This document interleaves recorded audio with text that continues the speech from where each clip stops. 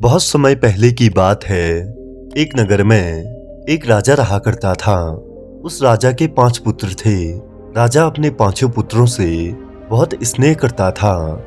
उनके 5 पुत्रों में से 4 पुत्र तो बड़े होनहार थे, लेकिन जो सबसे छोटा पुत्र था वो हर काम के लिए अपने बड़े भाइयों पर ही निर्भर रहता था, क्योंकि उसे लगता था कि उसके बड़े भाई उसका साथ हमेशा देंगे, उसके साथ हमेशा रहेंगे, फिर उसे चिंता करने की क्या जरूरत है।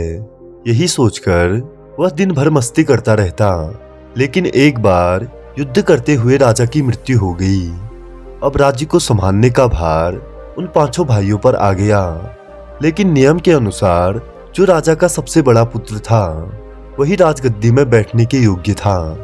तो राजा के सबसे बड़े पुत्र ने राज्य का पूरा भार संभाल लिया। उसने अपने तीनों भाइयों को अपने साथ रखा। उसने तीनों भाइयों को उचित और योग्य पद दिए, लेकिन अपने सबसे छोटे भाई को किसी भी काम के लिए अपने पास नहीं रखा और ना ही उसे कोई योग्य पद दिया। ऐसे ही समय गुजरता रहा। चारों बड़े युवराजों ने राज्य का पूरा कारोबार अपने नियंत्रण में रख लिया। अब जो भी कार्य होता तो उन चारों की सहमति से होता, लेकिन छोटे युवराज को कोई भी किसी कार्य के लिए नहीं पूछता था। ये देखकर छोटे युवराज को बड़ा दुख होता।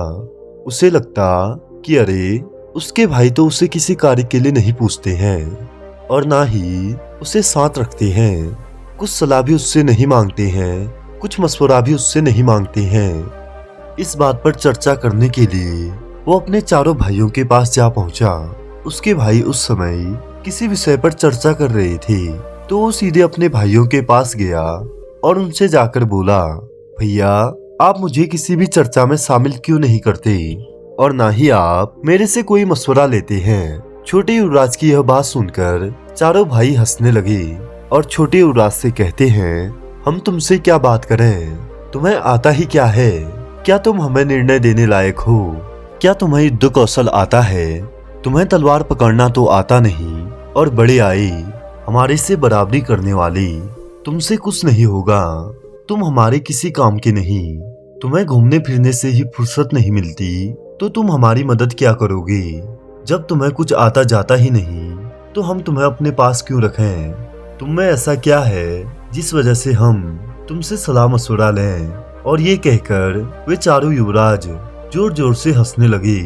अपने भाइयों की बात सुनकर छोटे युवराज को बड़ा दुख हुआ। उसके आत्मसम्मान को गहरा ठेस पहुंचा। उसे इस बात का बड़ा दुख था कि उसके भाई उसे कुछ नहीं समझते।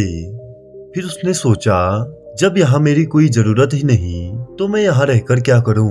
मैं ये नगर छोड़कर चला जाता हूँ। जब छोटा युवराज नगर छोड़कर जाने लगा तो वो अपने मित्रों के पास गया और उनसे बोला कि मित्रों, मैं इस नगर को छोड़कर जा रहा हूँ, क्या तुम मेरे साथ चलोगे? छोटे युवराज की बात सुनकर उसके मित्र बोले कि नहीं युवराज, हम आपके साथ नहीं आएंगे। आप खुद तो भूखे मरोगे और हमें भी मरवाओगे। अपने मित्र की बात सुनकर युवराज को और दुख हुआ और उसने सोचा, जब मैं यहाँ रहता था तो ये मेरे मित्र एक पल के लिए भी मेरा साथ नहीं छोड़ते थे। ये हमेशा मेरे साथ ही रहते थे, और आज जब मैं इनसे दूर जा रहा हूँ तो इन्हें किसी बात से कोई फर्क नहीं पड़ता। वो दुखी मन से एक नगर की ओर चल पड़ा और चलता चलता एक जंगल में पहुंचा और जंगल में जाकर फूट फूट कर रोने लगा। उसने सोचा कि जब मेरे साथ कोई है ही नहीं तो मैं जीकर क्या करूंगा? मैं अकेला कैसे रहूंगा? मेरे जीने का क्या मतलब है? यही सोचकर वह मरने के लिए नदी की तरफ जाने लगा। उस नदी के किनारे एक महात्मा अपना आश्रम बनाकर रहते थे। उन महात्मा के चर्चे आसपास के सभी नगरों में फैले हुए थे। उन महात्मा के पास जो भी शिष्य जाता तो वो हर क्षेत्र में निपुण होकर ही वापस लौटता था। महात्मा वहां अपने शिष्यों को युद्ध की रणनीति सिखाया करते थे, जीवन की सच्चाइयों से रूबरू करवाया करते थे। छोटे युवराज नदी के किनारे पहुंच गए और वहां जाकर नदी में कूद गए। जैसे ही वो नदी में कूदे तो महात्मा ने उसे देख लिया और महात्मा भी उसे बचाने के लिए तुरंत नदी में कूद गए और उसे नदी से बाहर निकाल लिया। उनके वस्त्रों को देखकर कोई भी बता सकता था कि वो एक युवराज है, इसीलिए महात्मा भी समझ चुके थे। तो महात्मा ने उससे कहा कि युवराज, आखिर आपके सामने ऐसी कौन सी समस्या आ गई जिसका समाधान आपको सिर्फ आत्महत्या ही नजर आया।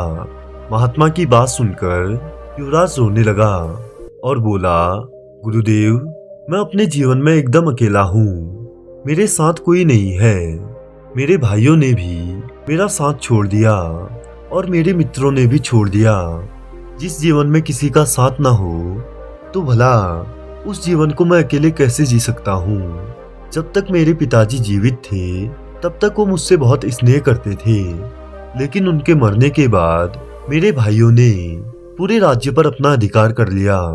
वह मुझसे किसी भी चीज के लिए कोई भी सलाह नहीं मांगते और सारे निर्णय वो स्वयं ही करते हैं और मुझसे कहते हैं कि मुझ में कोई काबिलियत नहीं है, मेरा वहां उनके साथ कोई काम नहीं है। ऐसे तो मेरे दोस्त हमेशा मेरे साथ ही रहते थे, लेकिन जब मैंने उनसे कहा कि मैं उनके नगर को छोड़कर जा रहा हूँ तो उन्होंने भी मेरा साथ छोड़ दिया और कहा कि युवराज, अगर हम आपके साथ आएंगे तो हम भूखे मर जाएंगे। तो आप ही बताइए गुरुदेव कि मैं किसके लिए जीऊं? इस संसार में मेरा क्या काम है? सबने तो मेरा साथ छोड़ ही दिया है, फिर मैं अकेला जीकर क्या करूंगा? युवराज की बात सुनकर महात्मा जी मुस्कुराए और बोले, युवराज, आपको यह किसने कहा कि आप इस संसार में अकेले नहीं रह सकते?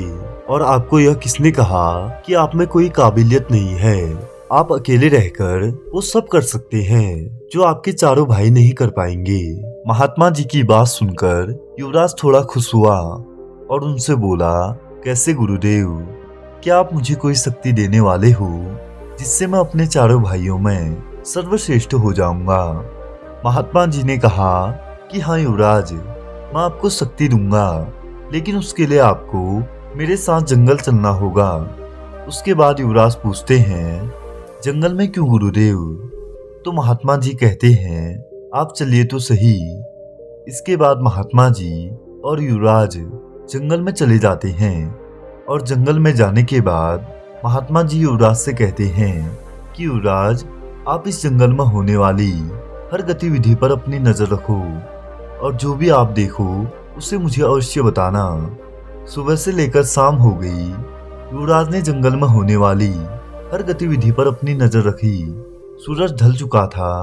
अब महात्मा जी ने कहा कि चलो युवराज, आश्रम में चलते हैं। इसके बाद युवराज और महात्मा जी आश्रम में चले गए और आश्रम में पहुंचने के बाद दोनों ने भोजन किया और भोजन करने के बाद महात्मा जी एक एकांत जगह पर जाकर बैठ गए और युवराज से कहा कि मुझे ये बताओ कि आज तुमने जंगल में क्या क्या देखा।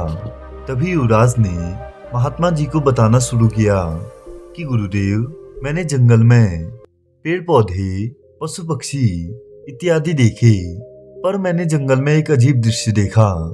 मैंने देखा कि एक शेर अकेला था और उसके सामने हाथियों का झुंड आ रहा था, लेकिन इतने बड़े हाथियों के झुंड को देखकर भी शेर नहीं घबराया और जैसे ही वो उनकी तरफ बढ़ा तो सारे हाथी तीतर बीतर हो गए और शेर ने एक हाथी का शिकार कर लिया और मजे से बैठकर उसे खाने लगा।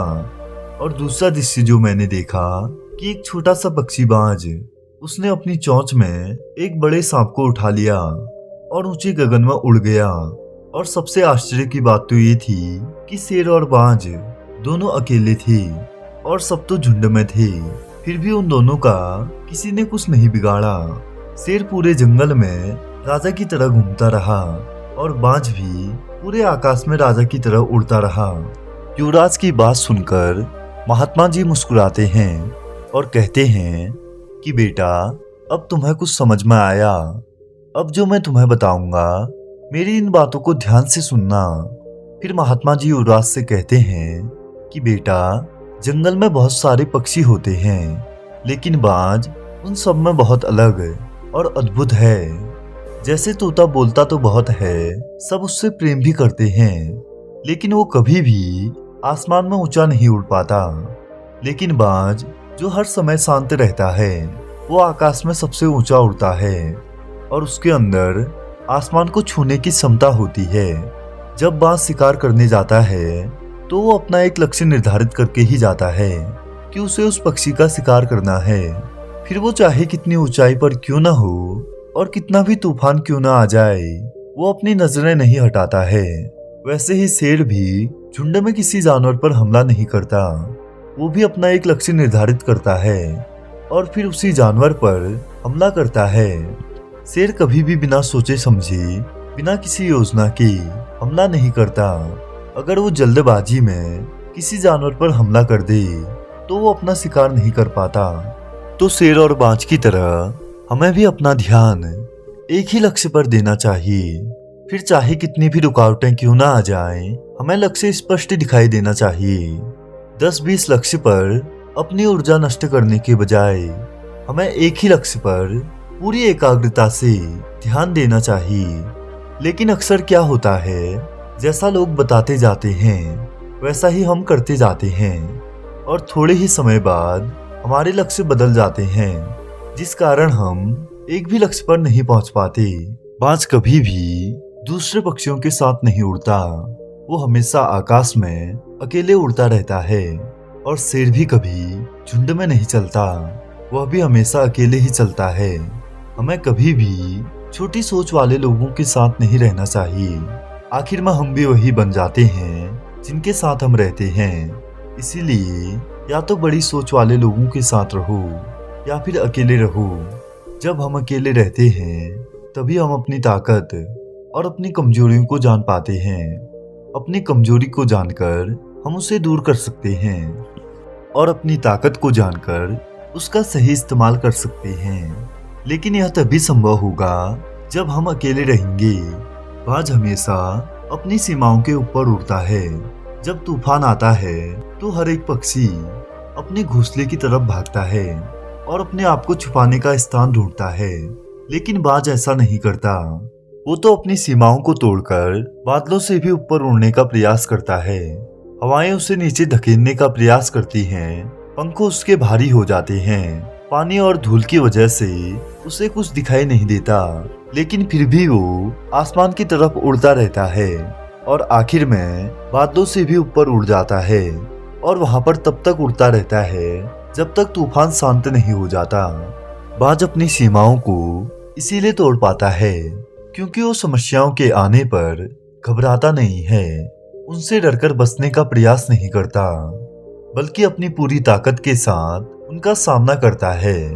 जीवन में चाहे कितनी समस्या क्यों ना आ जाए, हमें उन समस्याओं से लड़ना चाहिए, ना कि उनसे डरकर भागना चाहिए। बहादुर तो वो लोग होते हैं जो तूफानों से टकरा जाते हैं, वरना कायर तो अपने घर में घुसकर बैठ जाते हैं। बाज कभी भी अपने घोंसले में घास के कोमल तिनके नहीं रखता और जो तिनके कोमल हो जाते हैं उन्हें निकालकर फेंक देता है। इसीलिए चाहे कितनी भी आरामदायक जिंदगी मिली हो, उस आराम को तोड़कर जीवन में मेहनत करनी चाहिए। हर दिन अपने आप को चुनौती दो और हर दिन मुश्किलों से लड़ो, क्योंकि वही मुश्किलें आपको मजबूत बनाएंगी। बाज अकेले इसलिए भी चलता है क्योंकि वो जानता है भीड़ हौसला तो देती है लेकिन साहस छीन लेती है। ऐसे ही शेर भी कभी भीड़ में नहीं चलता। वो ना तो भीड़ की तरह एक दूसरे के पीछे बिना सोचे समझे भागता है और न ही कुत्तों की तरह भौंकता है। वो अकेले में ही मस्त रहता है। शेर हमेशा गंभीर रहता है और अपने आप में मस्त रहता है। उसको किसी भी जानवर से बिना बात उलझने और ना ही किसी जानवर से ज्यादा घुलने मिलने की आदत होती है। मनुष्य भी अगर एकांतवास का पालन कर ले और अकेलेपन से ना डरे तो वो भी सब कुछ हासिल कर सकता है। इसीलिए आपको इस दुनिया पर राज करना है तो अकेले ही चलना पड़ेगा, अकेले ही मेहनत करनी पड़ेगी। बाज की उम्र 70 साल होती है, लेकिन वो 40 की उम्र में ही बूढ़ा हो जाता है। नाखून उसके पैरों में धंस जाते हैं, पंख शरीर से चिपक जाते हैं, उसकी चोंच भी मुड़ जाती है और उसका पूरा शरीर भारी हो जाता है। ऐसी स्थिति में शिकार करना तो क्या, वो उड़ने की हालत में भी नहीं रहता। ऐसे में उसके पास दो विकल्प होते हैं। पहली, या तो वो अपनी इस हालत को स्वीकार कर ले और भूखा प्यासा मर जाए। और दूसरा विकल्प यह होता है कि वो 6 महीने एक दर्दनाक प्रक्रिया से गुजरे और खुद को मजबूत बनाए। लेकिन बाज तो बाज होता है, वो दूसरा विकल्प ही चुनता है। वो एक पहाड़ पर जाता है, वहां पर जाकर अपनी चोंच से अपने पंखों को खींच खींच कर निकाल देता है और अपने पंजों को पटक पटक कर नाखून तोड़ देता है और अपनी चोंच को भी पत्थर में मार मार कर तोड़ देता है। और ऐसी लहूलुहान अवस्था में वो 6 महीने उसी पहाड़ पर भूखा प्यासा रहता है और नए पंख और चोंच आने का इंतजार करता है। और 6 महीने बाद वह फिर से अपनी नई जिंदगी शुरू करता है और शिकार पर निकल पड़ता है और अगले 30 सालों तक वही राज करता है। इसीलिए समय आने पर हमें भी अपनी पुरानी यादों को छोड़कर कुछ नया सीखना पड़ता है।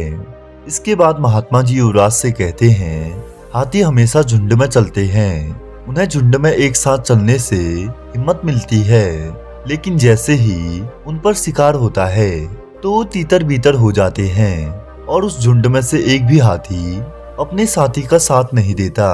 इसीलिए कितने भी लोग तुम्हारे साथ खड़े हों, मुसीबत आने पर कोई काम नहीं आता।